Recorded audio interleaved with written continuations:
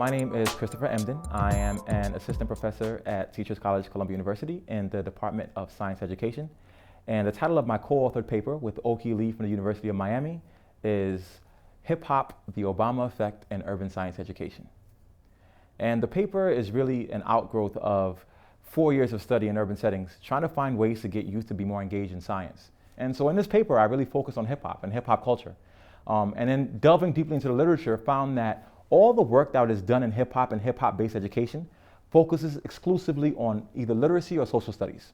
And so in this paper, I really sort of push against the existing literature in hip hop based education by saying it's about time we look at hip hop more as a cultural understanding, a way of knowing and being that youth are involved in, a distinct way of talk, a distinct way of dress, a distinct sort of way of looking at the world. There are things about hip hop culture that are distinctly scientific. The ways of communication of scientists are replicated in hip hop. The collaboration with scientists. I always tell folks, when was the last time you saw a scientist write a single authored paper? They're all co-authored.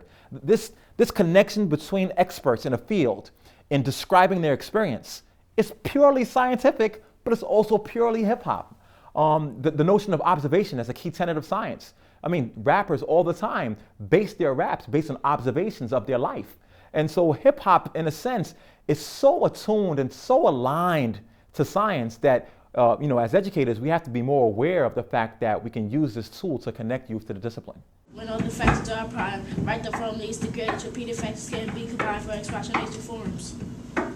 And then also the Obama effect. And so, the question always is, what is the Obama effect? And there's been some scholars and researchers that have looked at this idea of the effects that the running for office and subsequent election of President Obama has had on people from various urban settings. What is it about Obama's presence that has had an impact on people? And people oftentimes connect to him because of his African-Americanness, some for his biracialness.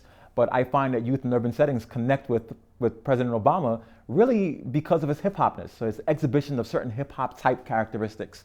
And this could be superficial to the fact that if you ask him, he says, he has Jay-Z or, in his iPod, but also a distinct sort of ways of talk and dress. The fact that over the course of the primaries, he gave, Michelle Obama a pound, or when he was being critiqued, he dusted his shoulders off.